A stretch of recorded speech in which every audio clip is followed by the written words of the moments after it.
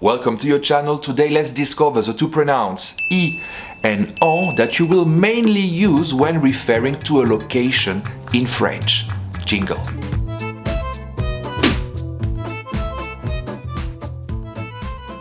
Thank you for watching this video. As always, don't forget to subscribe to the channel if you don't have it yet and to like this video if you liked it. So today what we are going to talk about is I and en and how to use them. I and en are pronouns that will be used to replace an information, which means you're gonna use them if something has been said before and you don't want to repeat it. It's kind of a shortcut. It's like if I said, I live in Paris, and then after I said, I live there. If I say there, I'm avoiding a repetition, it's also a bit shorter, and it's just more natural. This is something you will definitely use in a conversation, isn't it? So this is what we're gonna see right now. I and en. Both pronouns will be used in two different contexts. They will actually be replacing different words and object, so what comes after the verb, referring to a location. If I'm using, for example, I will be replacing the preposition à with the accent, the preposition. In English, that means usually to, at. It's gonna depend the context. So for example, if I say je vis à Paris, it's my object, what comes after the verb, referring to a location using à. I'm gonna be allowed to use I instead, and I as a pronoun will be placed before the verb. So je vais à Paris, j'y vais. In that case, I don't say je y vais because I it's a vowel in French, J apostrophe, J, vais. Now, if I say tu habites à Toulouse, tu y habites. Same. I as a pronoun get placed before the verb, even if at Toulouse it's after. This information under the form of a pronoun will be placed before the verb. If I say j'ai mangé à ce restaurant, j'ai mangé, now it's not a present tense. I'm using passé composé, which is a composed tense. J'ai mangé. J'ai mangé à ce restaurant. J'y ai mangé. I, which replace à ce restaurant, get placed before the two verbs. It get placed basically before the verb. Even if it's two pieces, it get placed before. J'y ai mangé. So remember this, every time you're going to use à referring to a location, you can replace it by I, and this I will be placed before the verb. Now, it would be also working if you use, for example, dans. If I want to say, for example, je suis dans le jardin.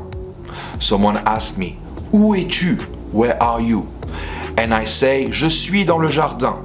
Then the other person could say, tu es dans le jardin, you are in the garden, and to avoid to repeat again, yes, I am in the garden, I could say, oui, j'y suis. And I replace dans le jardin. So as a reminder, I will be used to avoid keeping repeating the same information. Je suis au restaurant, oui, j'y suis. Je suis dans le jardin, or tu es dans le jardin, oui, j'y suis. Dans can be replaced by I like à.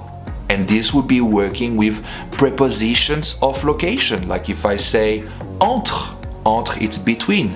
Est-ce que tu es toujours entre Paris et Bordeaux? Are you still between Paris and Bordeaux? Oui, j'y suis. Or oui, j'y suis toujours. And so that's it. I can also be replacing any other type of prepositions if it's talking about a location. Est-ce que tu es chez tes parents? Are you at your parents' house? Oui, j'y suis. And now I'm replacing chez tes parents. Chez. It's not à, it's not dans, but chez is referring to a location, to a place. So I'm allowed to use I. Just try at home. Take a preposition that you know referring to a place and just make up a sentence and then use I to replace it. You can use, for example, sur, à côté de, à gauche de, à droite de, entre. It can be any preposition as soon as it's talking about a location. So this will be how to use I in French. And you're gonna notice that if you watch movies in French or documentaries, I, it's something that is used a lot. Like if I tell you, allons-y, allons-y, let's go.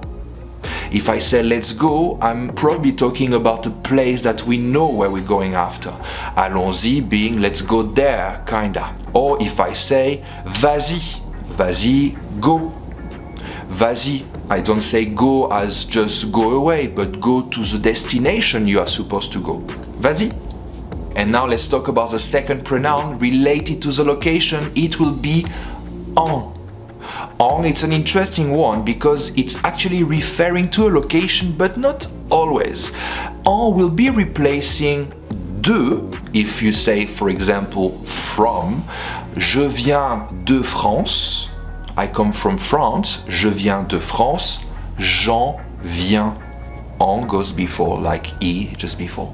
But en can also be used when you're gonna have to use what we call the partitive articles. If you don't know what are the partitive articles, check out this video. But basically, what it means is some. If I say je mange du poisson, du means I eat some fish as something I'm not counting. I'm just talking about a general idea without precising how much. Je mange du poisson, j'en mange. Now, if I don't want to use du, which is a male form of some, I can use de la, female form. J'achète de la nourriture.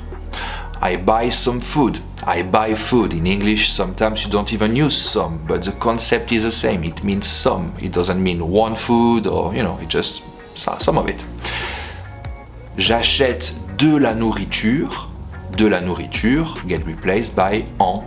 J'en achète. Tu achètes de la nourriture. Tu en achètes. And it will be the same if I use des being some plural. J'ai des amis. J'en ai. Because it's des amis, the object starting with de, la, du, that goes after the verb, des amis becomes en. J'en ai. And just to precise a little something, just before we say that from de will be replaced by en, je viens de Paris, j'en viens, but it will also be working sometimes with verbs that requires to have de after. Like if I say, for example, je parle de toi. I speak about you. De toi. You need to say, je parle de being referring to who you're talking. Je parle de toi. J'en parle. Se souvenir. Se souvenir, to remember. Elle se souvient du spectacle. She remembers the show. Elle s'en souvient. En before the verb, but you have the little pronoun se, which is a reflexive pronoun that gets placed before. Elle s'en souvient. Or, il rêve de voyager. Il rêve de. He dreams about. Il rêve de voyager. Il en rêve. Rêve de voyager. Il en rêve. En before the verb. Just one last detail, if you use a negation, je veux de la viande, I want meat, or je ne veux pas de la viande, I don't want meat, je n'en veux pas. The negation will be surrounding an apostrophe before en, then the verb, and then pas. Ne pas will be surrounding the verb, as you already know, and if you don't, check out the video about the negation. But the negation will also surround the little pronoun en. It will be the same with I. Alright, if you do have any question about these pronouns, don't hesitate to leave a message under this video. Thank you for watching and see you soon. À bientôt.